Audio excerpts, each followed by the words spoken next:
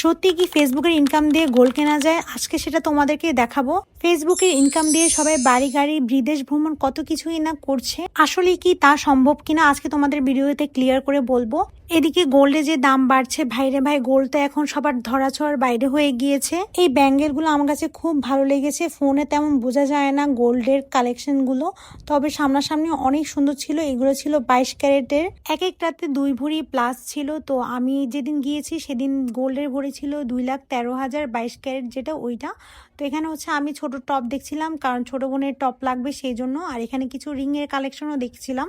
আসলে দেখলে তো আর টাকা লাগে না, সেজন্য আর কি মন ভরে দেখে নিচ্ছিলাম। এরপর রিং বাদ দিয়ে চেনের কালেকশন দেখছিলাম, আর এই চেনটা খুবই সুন্দর ছিল সামনাসামনি, বাট এটা নেওয়া হয়নি। আর ফাইনালি আমি এই চেনটা নিয়েছি, তবে সেটা আমার নিজে জমানো টাকা দিয়ে। আমি 2টা চেন এক্সচেঞ্জ করে সাথে আরো কিছু টাকা দিয়ে তারপরে এই চেনটা নিয়েছি। ফেসবুকে মনিটাইজেশন পেয়েছি আমি কয়েক মাস আগে।